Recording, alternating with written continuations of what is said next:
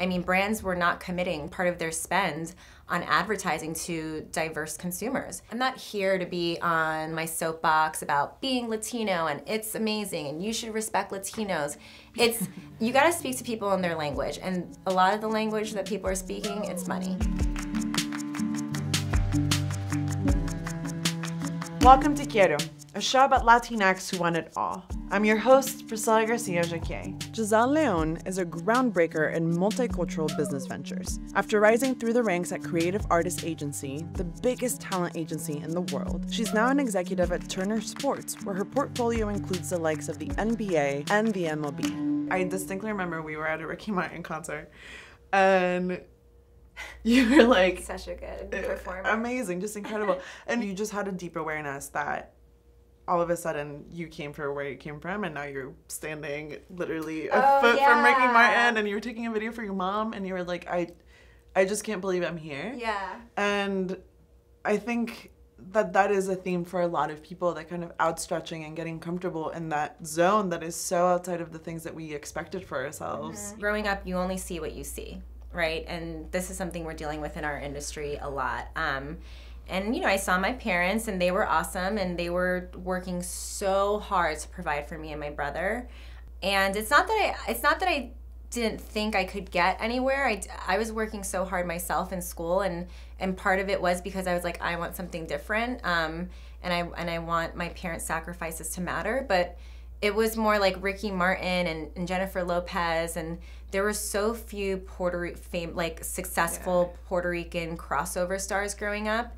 And so to be, you know, in a company that was working for him, and to have the access that we had at that concert, and I've gone to Jennifer's concerts as well, and met her team and stuff.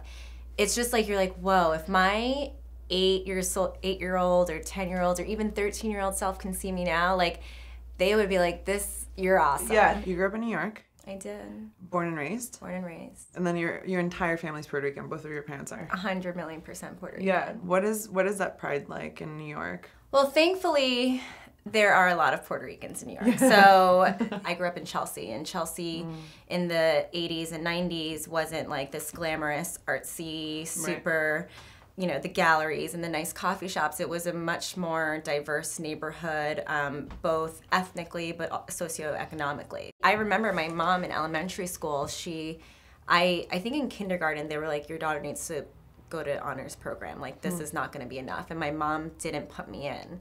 And she didn't put me in because she didn't want me to grow up stuck up or snobby. And that was her association with being in an honors program, and just the parents that were involved in it. And it's not that she was wrong or right, but that was just, she was trying to protect me and make sure that I had my values intact. And it didn't happen until I think second grade. She knew another mom who was, two other parents who were Hawaiian and Puerto Rican, and me and the girl were very similar, you know, not allowed to have sleepovers, didn't celebrate Halloween, and all the things. So real. And so the mom told her, she said, you know, you have to put your daughter in the honors program. It's better for her. She's gonna have such a better experience, and it's a disservice to her, honestly. And she said, listen, if you really don't like it and you feel like it's really changing her, and the you know, kind of the pros are not outweighing the cons, you just take her out. So I ended up being in an honors program in elementary school, and then getting into a pretty competitive middle school that would be a high school called the New York City Lab School. And there is when the makeup of the classes started shifting a little bit, and it was starting to get a little whiter, and that's just, you know, based on some of the accessibility in New York City. You know, I was interfacing with a lot of people, but no one who was experiencing a similar home life that I was experiencing. And when I say that, I mean culturally, it's just different. It's loud. Our holidays are different, and it was hard because I think I just didn't know how much of my personal life and of myself I could share with the people in high school. And so I was like who I was in high school, and I was, you know, I assimilated and went to parties and did all these things, but I never really invited a lot of people home. And that was tough probably for my family too, because I'm sure growing up they felt that barrier I was creating. Yeah. And is pride a really big part of your household? Yeah, of course. Yeah. It's so amazing because the process of withholding, eventually the opposite would become your life. Yeah. You know, like at a certain point in your career, it became about bringing everything that brought you up and your foundation into your work. Absolutely.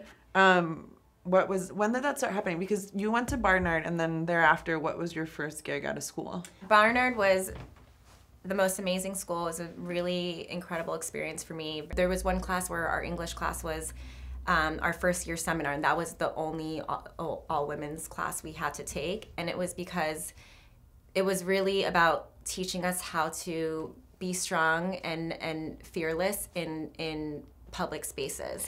And you know, if you said sorry, I'm not sure that, or sorry, the professor would say stop. That's a really stop amazing. And go back and make, oh my God, I'm so sorry I did that. And then she would stop, do it. And if it took 5 minutes for you to get your opinion out without being apologetic for your thoughts or for yourself or for your taking up space, And so be it.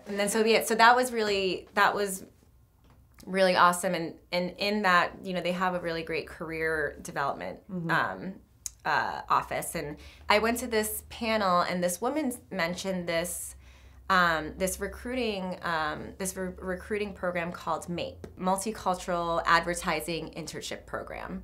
Basically, it was for students and young people who were diverse and multicultural to promote hiring them in the advertising industry. Is that something that you were aware of? Because I don't think my awareness just wasn't all there yet. Like, I was thinking about high school, and I realized that I was probably that you were in this box. Yeah, and I didn't realize that. I didn't realize that being a part of a community meant something. I didn't realize that I was going to be seen in a certain way. I mean, when I was in high school, my college counselor, who was really brilliant and so supportive of me and really gave me confidence about college and know in the sense that I could do it and I was worth it, she told me to put Latino on my college application.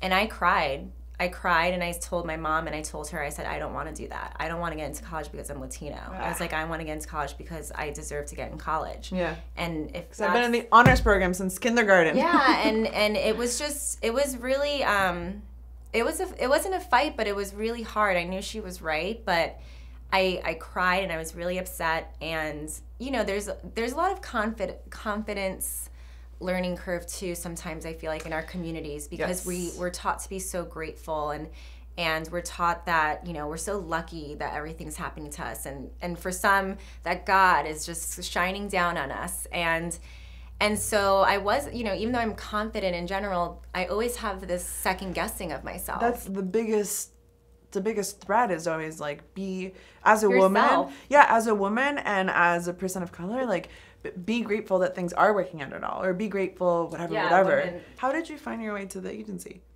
So the multicultural recruiting program for advertising, I landed at a very, very small, relatively new agency. It was 18 months old, but within one of the huge holding companies, IPG, called Identity. And the EVP of Identity was Rick Marroquin. And he was pitching new business, like mad, you know, really huge companies. And he would bring me into, before the client meetings, he would show me, we would go into a conference room and he would put the presentation up along this wall and go through the presentation that he was about to pitch with me, or pitch to the client, and he'd say, what do you think? Because it was about my demographic. And it was such an incredible experience. An intern talking to an EVP who was Latino, grew up with a single parent, you know, just there were so many things that I was like, okay, this guy is someone I could be one day, you know. Yeah. Was that the first time that you had that kind of mentorship in your life? Yes. That's so important. Yes, and that I just, you know, you just look up to someone, you're like, I could be this person. Yeah. I wasn't going to be Jennifer Lopez, so. But did you want to be? No. It's like, do you have hidden talent? I know, maybe I do want to be. She's pretty. No, but, and so after this 3-month commitment, we remained close, and he stayed my mentor, and I moved on to another agency. And once you're kind of in that space, you do kind of get other opportunities similar to that, just because there are not as many people who are experts or qualified to consult clients on that kind of business. So it's special, but it's also very difficult, because even when we were at Identity, I mean, brands were not committing part of their spend on advertising to diverse consumers. They were like, I'm doing fine. Why would I need to do that? Insane. What were some of the things that you started learning that shocked you? We knew for sure that our country was getting so diverse so rapidly, and that brands were not interested or willing in changing their strategy. They were not being inclusive, or they just not right now. We don't need to do that. And you know, it was really strange, because you know, you're part of that group, but you're working on it, and you're trying to keep your personal feelings away from your professional experience, because sometimes it is church and state, and it's hard, because you're like, wow, they just don't care. Yes. And I buy their stuff, you know, and it's a really weird experience. I went to Young and Rubicam, and while I was there, I would meet up with Rick like every few months, and one day he called me out of the blue and said, I want you to meet me for coffee like tomorrow in Madison Square Park. And I was like, okay. And he's like, I'm going to a place called CAA. And I was like, what is that? He gave me the spiel that you get kind of when you're entering that business and you're not even part of it yet. Like, it's the best agency in the world. You know, they represent Jennifer and Ricky and Eva and just, you know, and Giselle, you know, you're an assistant to an agent, but then like and they send you to LA, and they pay for you to go to LA to live there and learn, and then you become an agent. And I honestly said no. I didn't know that. Oh, I said no 3 times. He said in my promotion speech. I said no. I said, listen, which is crazy, because people in entertainment, like, CAA would kill for it, and I used to feel so embarrassed when they used to tell this story, because I'm like, don't tell people that. I'm grateful. But I said no. I said, listen, I respect you so much, and I was like, and I think I would do anything you tell me to do, but I'm at Young and Rubicam now. I haven't been there for even a year, and I think I'm about to get promoted to account executive instead of like junior account executive. But you know, to me at the time, being 22, 23, I was like, I'm ready to move on, you know. And I also didn't want to take a pay cut. The entertainment industry paid like much lower than other industries, especially advertising. Yeah. And I didn't come from money, so I needed my salary. My parents weren't helping me. Yeah, the pay cut affects minorities from working there. And then if there aren't executives of color, then no real changes. For sure. When I said no, he respected it, and it took 3 months for me to finally say yes. And the other thing was, like, I respect you, but I don't want to be your personal assistant. Right. And I said, I obviously would do anything for you, but I don't want the most important thing of my day to be whether I got the right car for you on a trip. You know, like, that's not my career goal right now. And he understood that, and Rick said to me, and this is why I finally jumped ship, was he said, a third of your job is going to definitely probably be that, maybe more. He was like, but I promise that I will teach you everything I know, and I will bring you in on business.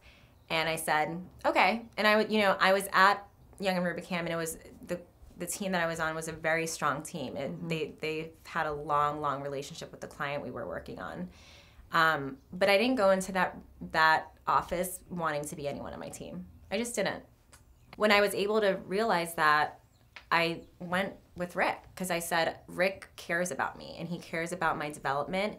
And I don't know what that means yet and where I'm going, but I'm going to be working with someone I can trust, that is not just at the office for themselves and for their own path, that they're showing up for me too. And he did. And he would have me create decks, and he would give me the credit when he would send the presentations or the proposals to clients. I remember we worked on a digital plan for a very, very high level client, and he told the manager and the lead agent that I had written it, basically. And it didn't matter in the sense that it's not like it did anything on their end, but for him to always Yes. do that, it's an incredible experience that I know not everyone has with their boss, especially in the agency world. And so that's how I ended up being at CA and working on kind of multicultural business development, and working on expanding the businesses with a focus on our multicultural clients, because historically that wasn't happening in our industry. And while I think the agents there are amazing, they just weren't as informed as they could be or thinking as they should be all the time. They hadn't had to be on them until very recently, right? Like, that's part of it. You know, to your point about being excluded from the industry because of the pay, that's a real thing too. And that's something we had worked on a lot in LA, especially with my other boss that I had after Rick once I got promoted, Christy Halbegger, who she's incredible. She's like founded Latina Magazine, hugest proponent of incorporating more diversity into our industry, has dedicated her whole life to this since law school. And she is really working hard, I think, to help that agency diversify. And the leadership is so supportive of it, but just saying you're supportive and then doing it, there's a lot you got to do to make that, to bridge that connection. And I worked with her while I was living in LA on essentially like calculating and figuring out how much money you should really be giving trainees so that they could have a livable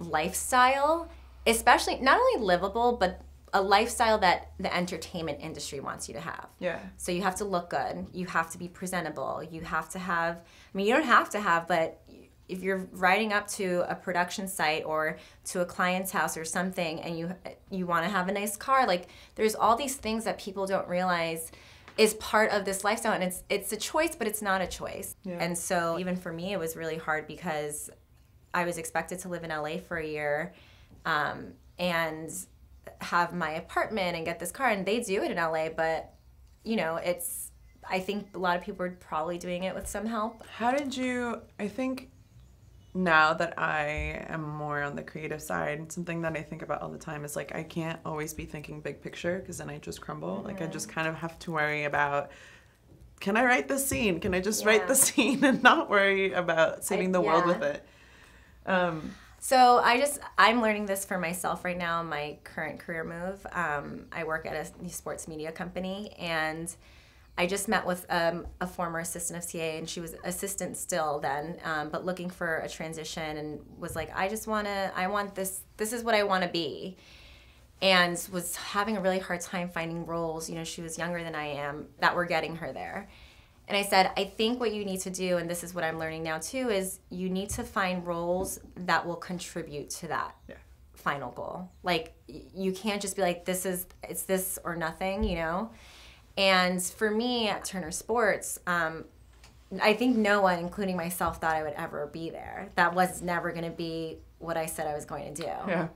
And it's because for so many reasons. Like, I didn't grow up in a sports family. I really wasn't athletic growing up. Like, I was, musical theater and student government all the way. You had a past in musical theater. Yeah. I was Reno Sweeney and Anything Goes. I can't sing now, but yeah, I loved it. Yeah. So, it just like everyone's like, oh, everyone's really happy for me when I told them, but they're like, oh, you're going there? Like, are you passionate about it? And I was like, I'm going to be passionate about it. Like, that's what salespeople do. I'm a salesperson, right? You learn your business and you get passionate and you go out and make other people passionate. And so it was also like, I was like, you wouldn't ask a guy that. That was the other thing. Like, everyone kept challenging if I was interested enough to do it. And I was like, this is an amazing opportunity. I'm working with incredible people, and I'm a salesperson. No one would say, are you sure you can work on this account? In advertising, you're always rotating accounts. You're not supposed to stay on one account forever. Right. It weakens my confidence because I was like, am I interested enough to do this? Like, I would say what I was saying to them, but then I was internalizing that stuff by myself. When I got there, I was like, okay, like, this is so different than CAA. Yeah. It's, a huge, huge, huge media company, Turner Broadcasting, and the structure is so different and the people are so different. I was like, I wonder, is this the place? I have to say. But then I realized that I was learning so much, and this was going to be a huge growth experience for me. And now I'm working on a project there that is so exciting for the company. We're launching an OTT platform in April for live sports, and everyone is so passionate about it, and they asked me to help lead the sales for it. And at first I was like, I've never done that before. Like, I don't, like, can I do yeah, but they, I'm learning it. And that's, it's not that it's sink or swim, it's a very supportive group, and the leadership's super supportive, but I realized, like, OTT and the digital space and all this stuff is so the future. And I'm learning a skill set, and I'm getting an experience that is going to prepare me to really grow this business in a way that I didn't even know I had the opportunity to do when I accepted the offer. Yeah. But yeah, I learned that this was a step. Yes. I think it's also that you're building in the multicultural space. I mean, you're not working directly there right now, but that mission will always be a part of you. I mean, it's also just, of course, you by living your life are part of that mission.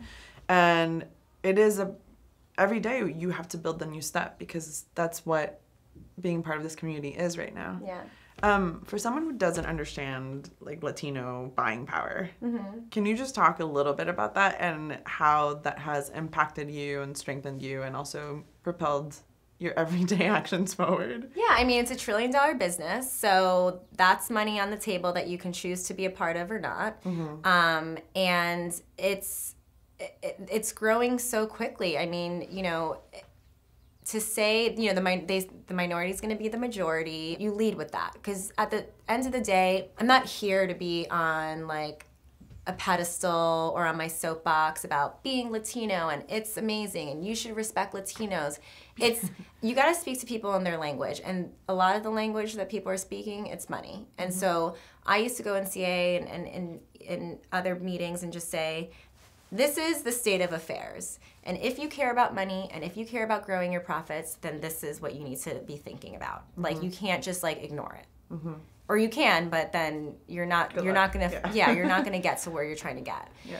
And some people, again, I think people are supportive, but some people just don't know what to do with that information. And it's because they don't have the experience and because they're so removed from these communities. And so there is a lot of education and onboarding you need to do. In my current job now, one of the platforms one of the properties we represent and work with is the NBA.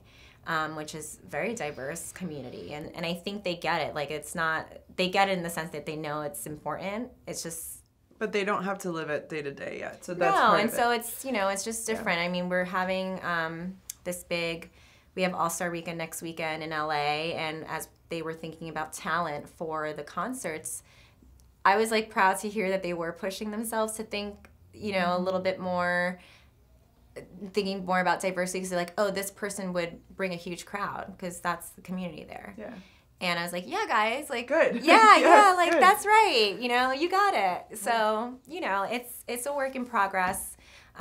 It's frustrating to feel as a Latino that there's so much confusion about what we are. Yeah, what we are, and why it's important why our business is important, and, outside of all the other personal things, right? Again, like, not why I'm important and why my family's history and their struggle. Yeah. So yeah, that's been my whole life.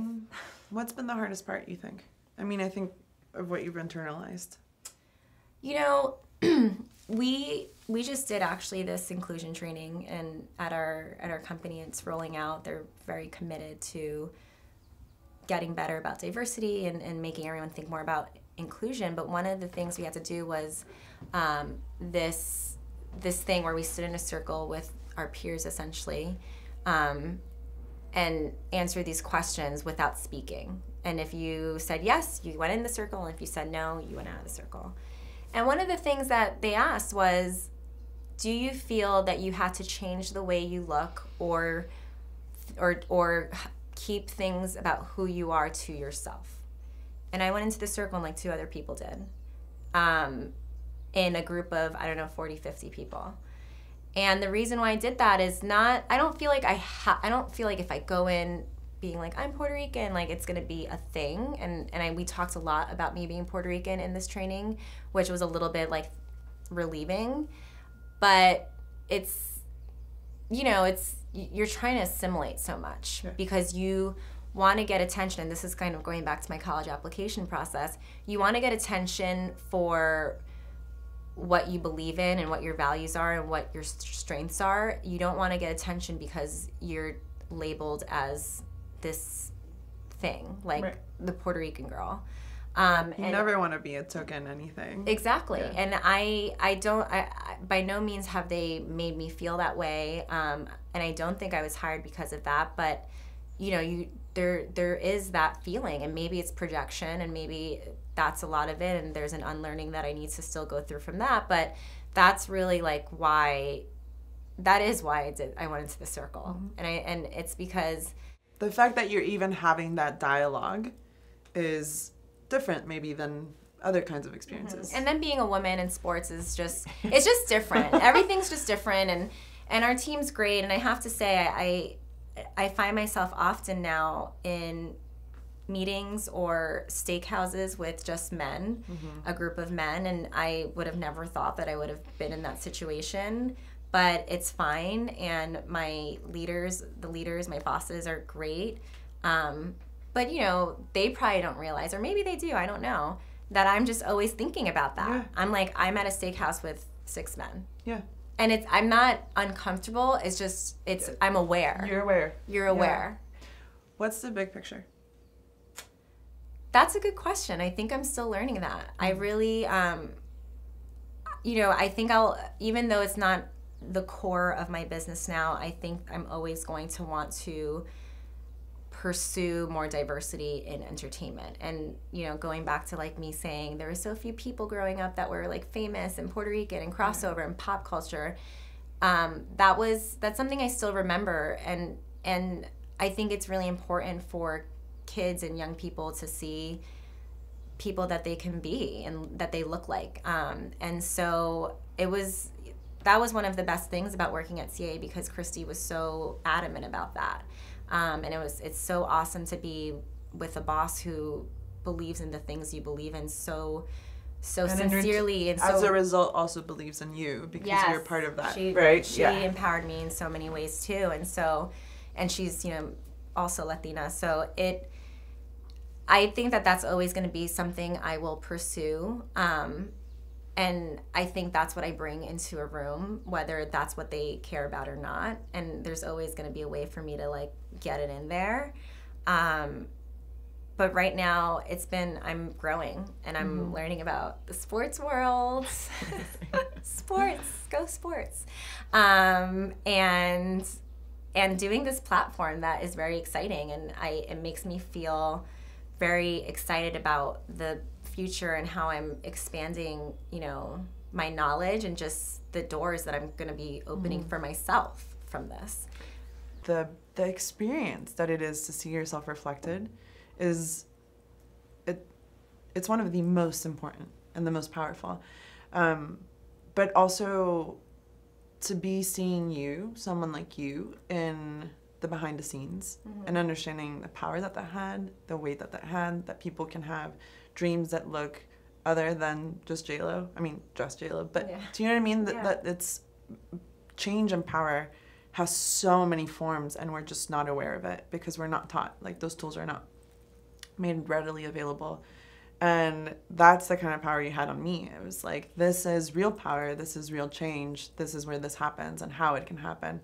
So I just want to thank you immensely for being on the show. Thank you for having me. You've just been so... You were a strong presence with Rick's team, and Rick was so incredible because Rick really empowered young Latinas. He really believes, he's able to pick out the good people and the people that he thinks really care about making a difference, because he cared so much about making a difference. And I think in many ways, you know, he's obviously passed away now, but he wanted people to carry on. I don't know that he was so that he was so confident he would say legacy, but he wanted people to carry that value and always give back. And so I think that's who we are, and I think that's why we Completely. do connect. And we're very lucky for that, for that value and being taught that from him and having him in our lives. It's like, how could you have a better first boss, essentially? You can't. Yeah, you can't. And then followed by Christy, it's just, I really followed lucked by out. Giselle. I lucked out. It's been a long road, and there's been a lot of challenges and heartache with how things change. You're just transition and stuff is hard, but it's full of so many blessings and wonderful, wonderful people.